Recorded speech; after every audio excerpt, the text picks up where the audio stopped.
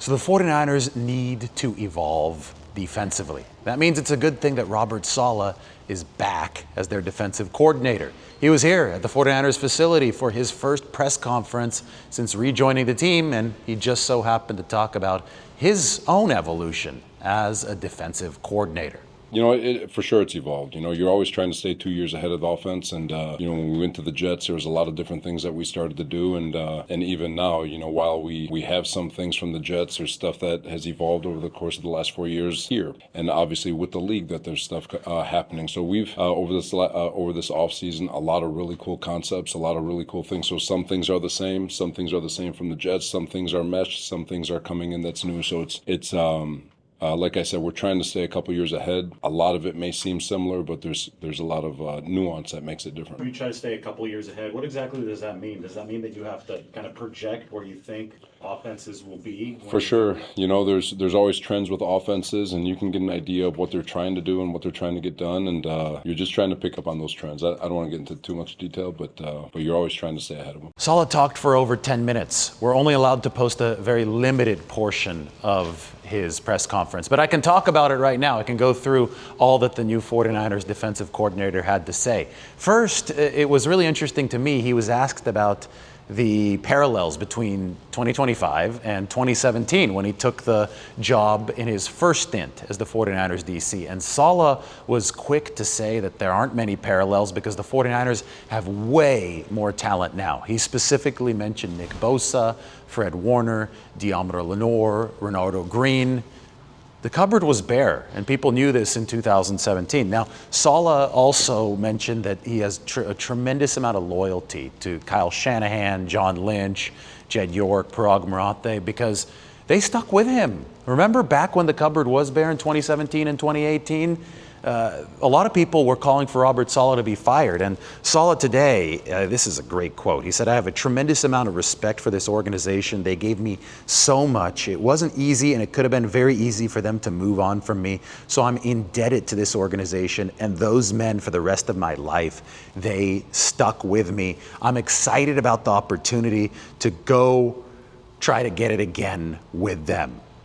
We played the clip about the evolution of the 49ers defense, and Robert Saleh has been a head coach now in this league since the last time that he held this job. I specifically asked him about the evolution at the cornerback position because I thought that it'd bring a little bit more insight into how things have changed, and it indeed did bring that insight. Saleh said that in 2017 and 2018, 49ers were installing the Seattle-style defense, which led to them trying to bring in bigger cornerbacks, taller guys. Obviously, they signed the prototype himself, Richard Sherman, in 2018. And now you look at this past draft class that the 49ers have brought in, obviously with the influence of Robert Saleh, and the cornerbacks are much shorter. They're smaller.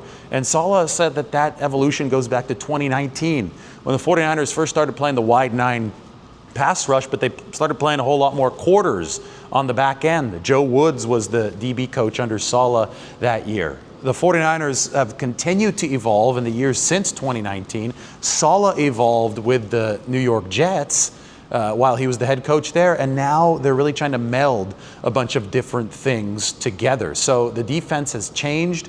Kyle Shanahan, I think, recognizes the importance of this change. I don't think that the 49ers evolved fast enough last year under Nick Sorensen. I don't think the evolution was fast enough under Steve Wilkes in 2023. And now they're going to hope to find the best possible hybrid with Robert Saleh as their DC. Now, one of the most interesting things that he said, and I think you heard it a little bit earlier, Robert Saleh wants to constantly stay 2 years ahead of opposing offenses. It takes some guesswork, but it takes some intelligence and anticipation. And I think if he's able to do that to 50% effectiveness, then he could win some of these chess matches, be a step ahead of offenses in an offensive league.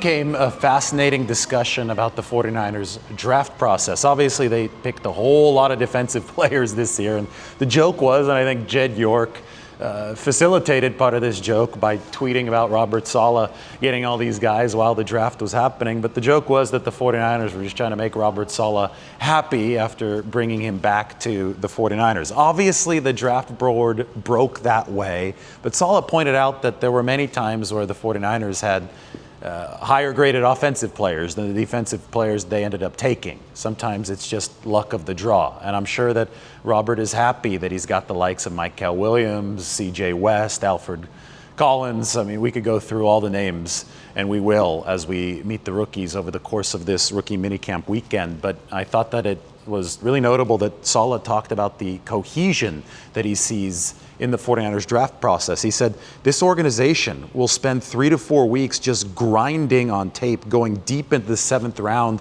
undrafted free agents. He said that most buildings, and he has experience now because he was the coach of the Jets, so he was in a different building. He said that most other buildings will give the collaboration between coaching staff and the scouting department just about a week before the start of the NFL draft. Saleh said, quote, this organization is the gold standard with regard to collaboration and communication. This 3 to 4 weeks, according to Saleh, a big deal. We've heard John Lynch talk about the fact that he really prides himself on the 49ers collaboration and communication. And you talk about results of all this effort. Well, Saleh said, I think that's why this organization has had so much success finding day 3 picks that come to fruition, even undrafted free agents. When it comes to finding players, this organization does a phenomenal job with collaboration.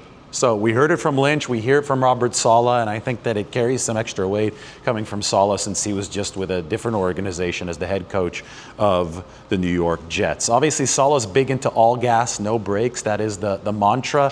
He thinks the 49ers are going to be able to get to that because of their youth. They've obviously infused this defense with a lot of young players. They were the oldest team in the league by the end of last season. So the renovation process this offseason, a lot of that is to build some more hunger. When this defense fell off over the course of 2024, I don't think the hunger was quite there, right? And you can measure that by run defense. Number 29 run defense, well, run defense is an effort thing. Run defense, it's a mano-a-mano fight out there. Best man wins, and the 49ers, I think, lost too many of those battles. The effort wasn't where it needed to be. Schematically, they weren't where they needed to be. Robert Saleh's addition to this defensive coaching room, 49ers hope that that is going to be the rising tide that lifts all boats through the all gas, no brakes mantra. Packers fans will find this interesting. You remember Saleh was an offensive consultant for the Packers after the Jets fired him last year. For Matt LaFleur, who was his former former roommate as when they were both graduate assistants over in Michigan when they were in college ball, but Central Michigan, it was Robert Saleh and Matt LaFleur. So LaFleur brought him in this past year with the Packers, and Saleh said it was more therapy for me than I was able to help him. It was more therapeutic than anything. So he thanked Matt LaFleur for giving him that chance to just cleanse the stench of the time with the New York Jets. Obviously, that is a dysfunctional franchise.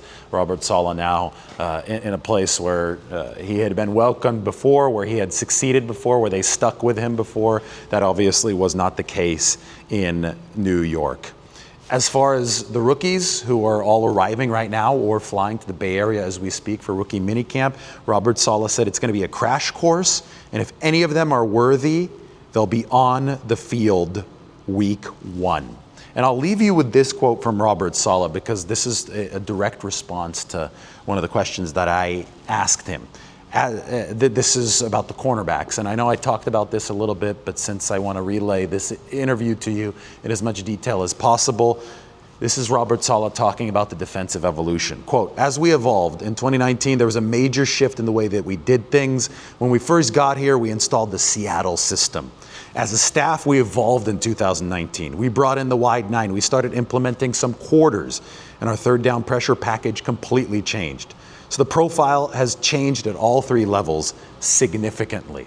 Obviously, Salah's not going to go into more details than that, but I think that should bring some excitement about what the 49ers might be doing here in 2025. They needed the defensive evolution. They finished number 26 defensively last year.